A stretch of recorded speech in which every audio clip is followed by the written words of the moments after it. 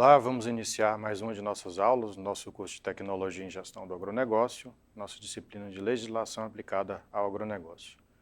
Nesse bloco, a gente vai detalhar alguns dos tipos de licença previstos nessa nova legislação, né? A legislação que é a Lei 15.190 de 2025, e a gente vai detalhar prazos, detalhar alguns aspectos do que são essas licenças ordinárias, do que são essas licenças aglutinadas, tipificadas pela lei, e também do que são algumas dessas simplificações de licenças, né?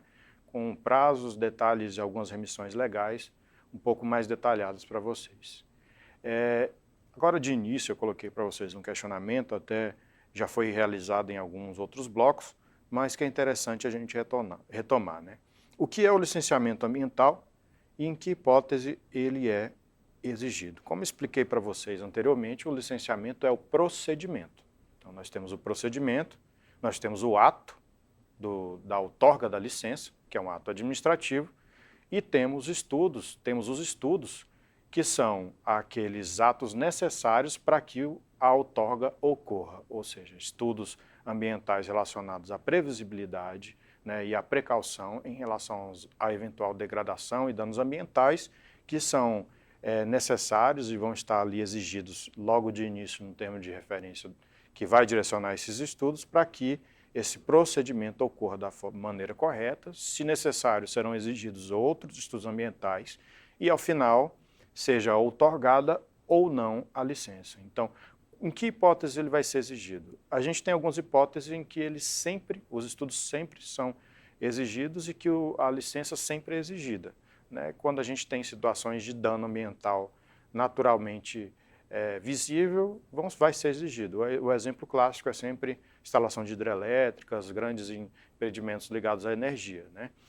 Mas são hipóteses, a gente tem que pensar em qualquer tipo de hipótese que vai envolver o meio ambiente, e aí a gente vai colocar qualquer tipo de instalação, um prédio, né, uma plantação, algum tipo de empreendimento onde eu vou ter que eventualmente suprimir vegetação, né? As hipóteses são aí inumeráveis. Então, qualquer tipo de situação onde você visualiza, né, onde é possível a gente imaginar um tipo de dano ambiental, né, e até muitas vezes onde não é possível, mas é preciso estudo para que eventualmente não ocorra o dano. E aí eu exemplifico, por exemplo, no caso onde você quer fazer uma pequena roça que não teria uma degradação ambiental, mas essa pequena roça que você vai fazer, ela está localizada em uma unidade de conservação, ou seja, um local onde já existe uma propensão para eventuais danos, né? Então você vai ter que necessariamente ter não só os estudos, mas eventualmente até o estudo de compatibilidade com aquela localidade, aquela unidade de conservação e o tipo de unidade em relação àquilo que você quer implementar ou não, ainda que seja uma roça simples ou uma atividade simples, uma construção simples ou até mesmo uma supressão de vegetação ali quase que insignificante. Nesses casos, o dano e a eventual, digamos, necessidade de licenciamento, ela é presumida, necessária. Exemplificando aí para vocês algumas hipóteses onde é exigível ou não o licenciamento. Bom, nesse quadro aqui, eu tentei simplificar para vocês e organizar o que a nossa legislação, nossa nova legislação, ela vai trazer. Nesse primeiro quadro, eu expus para vocês aqui o que é chamado de licenças ordinárias. Vocês lembram que nos blocos anteriores a gente falou que a gente tinha na verdade tem nessa legislação uma divisão entre licenças ou procedimento ordinário, procedimento simplificado e o procedimento especial. As licenças que já existiam, inclusive, antes da legislação, que são chamadas hoje de procedimento ordinário, são a licença prévia, a licença de instalação e a licença de operação. Esse é o chamado procedimento trifásico. Como assim, professor? A licença é o procedimento trifásico? Não. Esse conjunto de licenças necessárias para que você chegue ao momento da operação é chamado de procedimento trifásico. Ou seja, o procedimento dito ordinário é o conjunto dessas três licenças, que são 3 etapas, cada uma delas com os estudos ambientais necessários para que cada outorga, ou seja, para que a licença prévia seja outorgada, para que a licença de instalação seja outorgada e para a licença de operação, para que a licença de operação seja outorgada. Ou seja, eu vou ter um termo de referência para a licença prévia, vou ter estudos ambientais para a licença prévia, né? Vou ter um termo de referência para a licença de instalação, vou ter estudos ambientais necessários para a licença de instalação, né? E aí após, finalmente, a licença de operação. E aí estudos ambientais voltados à licença de operação e a outorga da autorização administrativa para a licença de operação, né? O que ocorre de diferente nessa legislação? Antigamente, o rito comum para empreendimentos onde havia aí, eventual possibilidade de dano era esse procedimento trifásico. E com essa nova legislação, a gente tem uma das possibilidades de simplificação, que é a possibilidade que a lei trouxe como a possibilidade de aglutinar, né? O aglutinamento de etapas. Eu coloquei aqui para vocês o nosso quadro, vamos voltar para o quadro, que esse procedimento trifásico ele pode virar um procedimento bifásico, ou seja, ele pode ser simplificado, aglutinar licenças para o procedimento bifásico. Todas essas três, né, não necessariamente as três, mas como eu vou explicar para vocês no próximo quadro, elas podem ser aglutinadas, né, duas delas em determinados campos. Quais são os documentos exigíveis para cada uma dessas licenças? Para a licença prévia, a gente tem o EIA ou demais estudos ambientais, ou eventualmente, como eu disse para vocês, o EIA e outros estudos necessários que a autoridade vai ali prever no termo de referência, né? A gente tem aqui a finalidade desse documento, desse estudo que é o EIA, que é avaliar a viabilidade de localização, de projeto, significante de degradação. Coloquei aqui para vocês no quadro alguns dos artigos da lei que vão estar ali prevendo isso, e os demais estudos que vão também avaliar, só que no caso de licenças de menor impacto, né? No caso da licença de instalação, a gente sempre vai ter planos, programas e projetos. Por quê? A instalação, como já havia adiantado em alguns momentos anteriores, ela é o momento onde você já tem todo aquele estudo sobre o que vai acontecer, que ocorre lá na etapa da licença prévia. Eu tenho uma previsibilidade ali que, na verdade, é uma possibilidade ou não de ocorrer o empreendimento. Possibilidade ou não de implementar, eventualmente, uma usina hidrelétrica ou, eventualmente, de instalar um galpão para determinado tipo de armazenamento ou uma determinada lavoura, né? E aí a gente tem uma segunda etapa, que é a etapa onde eu vou ir para o campo, ir para o ambiente. É a etapa de instalação, é a licença de instalação. Ou seja, eu vou ter um momento onde eu vou ter que, de fato, começar a produzir os efeitos daquilo que está previsto e que necessariamente está autorizado ali na licença prévia. Então, vou ter o primeiro contato com o ambiente. E aí, em razão desse primeiro contato com o ambiente, para a instalação, antes mesmo da operação, eu vou ter que ter aqui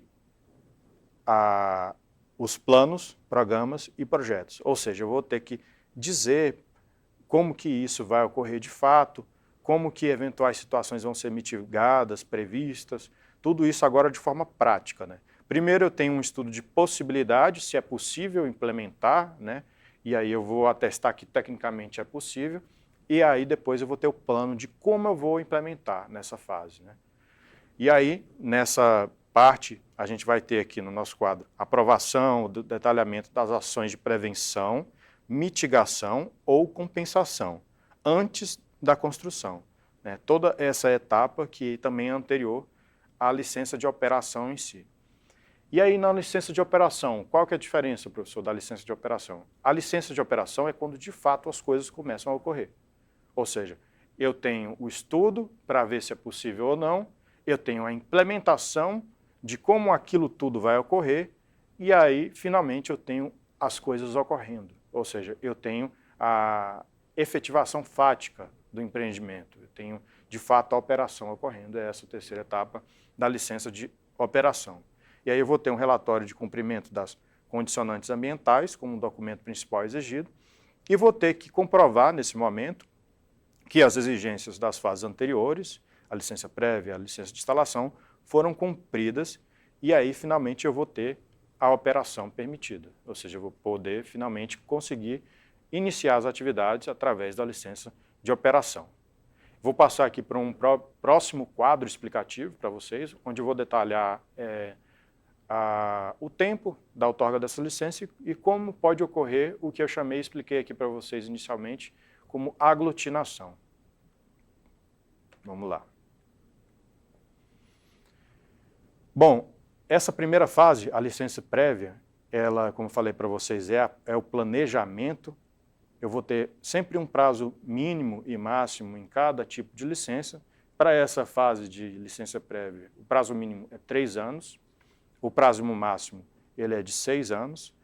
Além desse prazo além dessa possibilidade de prazo entre 3 e 6 anos, eu vou ter isso baseado principalmente no cronograma, ou seja, baseado no que foi colocado como estudos ambientais para a elaboração do próprio estudo e a outorga da primeira licença. Ou seja, eu vou ter o cronograma de elaboração dos planos, programas e projetos aprovado pela autoridade licenciadora. Ou seja, através da análise desse cronograma é que eu vou definir qual o prazo, entre 3 e 6 anos.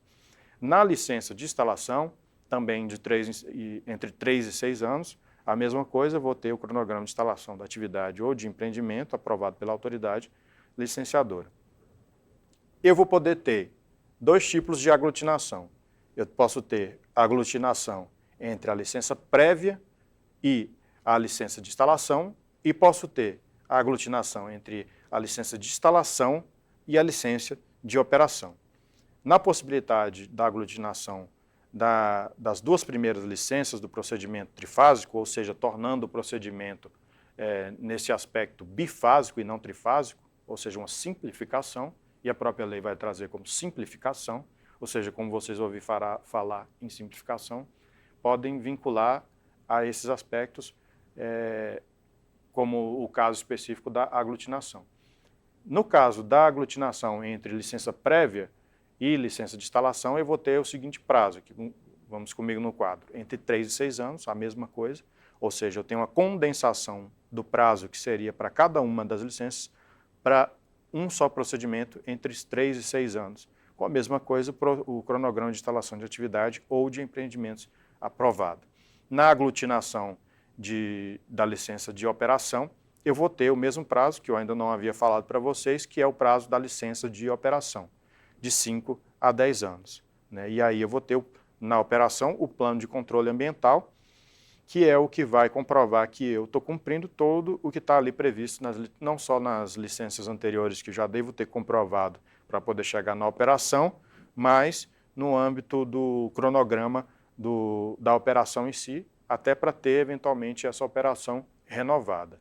Caso haja a aglutinação entre a licença de instalação e a licença de operação, eu vou ter esse prazo de 5 a 10 anos aglutinado também nesse procedimento simplificado, tornando o procedimento bifásico.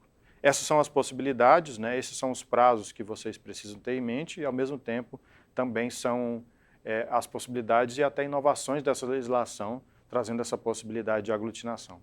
É interessante sempre pensar que essa possibilidade de aglutinação ou não, ela depende da viabilidade e eventual dano que vai estar ali atestado nos estudos ambientais. Se eu tenho uma operação muito danosa, pode ter certeza que não teremos aglutinação nem simplificação. Né? O procedimento vai ser mais rigoroso, até para que não ocorra nenhuma ilegalidade. Né? E essa ilegalidade, quando a gente eventualmente visualiza ela na prática, ela pode ocorrer tanto por parte daqueles responsáveis pelos estudos ambientais e o próprio empreendedor, como também por uma eventual negligência ou imprudência da autoridade que outorga a licença. Então é preciso muito cuidado, até porque se o dano ocorrer, ele é um dano não apenas para as autoridades e para o empreendedor, mas para toda a sociedade, como tratamos de ambiente. Né?